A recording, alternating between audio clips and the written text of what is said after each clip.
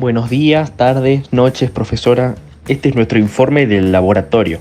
Los integrantes del grupo son Nahuel Yapura, Mateo Abraham, Gaspar Rangión y Tomás Ocaña. Antes de comenzar con el experimento, vamos a hacer un repaso de los materiales que utilizamos dentro del laboratorio. Utilizamos un vaso de precipitado junto con su agitador, un termómetro, un portaobjetos, un microscopio, un trípode, un mechero de tipo Bunsen, una rejilla de metal, y estos tres se utilizan en conjunto. Y por último, los broches, que son importantes cuando trabajemos con altas temperaturas. En cuanto al experimento, utilizaremos los siguientes compuestos: el peróxido de bario, hidróxido de calcio, clorato de potasio, óxido de hierro, óxido de magnesio y, por último, sulfato de cobre. Para hacer los distintos experimentos, llenábamos 100 mililitros de agua el vaso de precipitado, al cual le introducíamos diferentes mezclas. Para ver si eran solubles o no, con el agitador o varilla, revolvíamos los compuestos y con la misma varilla introducíamos una pequeña muestra sobre el portaobjetos que era enviado hacia el microscopio para poder ver y analizarlo detenidamente. Luego, para hacer la muestra en caliente, agarramos el vaso usado con anterioridad, con el líquido adentro, con dos broches, y lo colocamos sobre el trípode, donde arriba de él se encuentra la rejilla que se calienta gracias al mechero.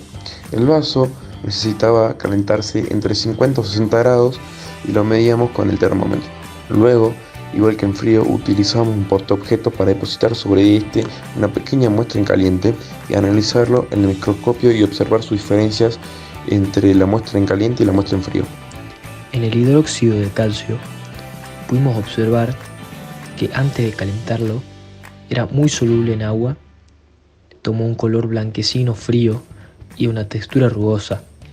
En cuanto lo calentamos, siguió con la misma textura, pero pudimos observar una menor cantidad de puntos en el mismo. Otros resultados que sacamos del laboratorio fueron del peróxido de bario.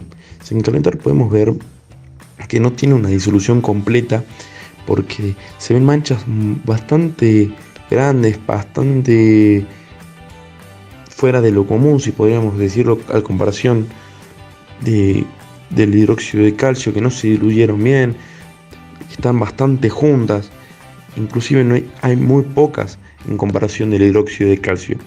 Pero en cambio, en calentado, también las manchas son demasiado grandes, si le podemos denominar a los puntos negros que podemos ver en las distintas imágenes. Son bastante grandes, pero hay muchos más. Ahí podemos ver una mancha grande a la derecha, pero también, como hay manchas grandes, podemos ver puntitos muy pequeños en los distintos lugares de la muestra. No es como en el peróxido de bario sin calentar, que solamente hay de la mitad para arriba, sino que en el calentado se ven en todas las imágenes. En el clorato de potasio pudimos observar un color blanco muy soluble en el agua. Antes de calentarlo pudimos ver líneas negras y nos costó su disolución. En cuanto lo calentamos, pudimos observar muy blanco y con muy pocos puntos negros. En cuanto al óxido de magnesio, pudimos observar un color azul oscuro en sus partículas que estaban dispersas alrededor de lo que podíamos ver en el microscopio. Al calentarla, pudimos observar cómo esta dispersión de las partículas azul oscuro fue concentrándose hasta estar muchas en un mismo lugar, y su color no cambió luego de ser calentado. En el sulfato de cobre podemos ver que tiene una textura cristalina y es soluble en agua. Al verlo en el microscopio podemos ver que es de color celeste y tiene muy pocas partículas de color negro, y se puede ver lo mismo tanto en frío como en caliente. El óxido de hierro podemos ver que tiene muchas similitudes con el sulfato de cobre. Podemos ver que tiene una textura cristalina y que es soluble en agua. Y al verlo en el microscopio, esté frío o caliente, podemos ver que tiene pocas partículas, pero mayor a las del sulfato de cobre. Opinamos que nuestra experiencia dentro del laboratorio fue divertida, práctica, interesante y fáctica. Pudimos ver de manera tangible la forma en la que algunos elementos a la hora de verlos por el microscopio eran diferentes que al verlos cuando estos estuviesen mezclados y hervidos. Por lo cual podemos decir que no todos son los mismos y los efectos del calor modifican su estructura.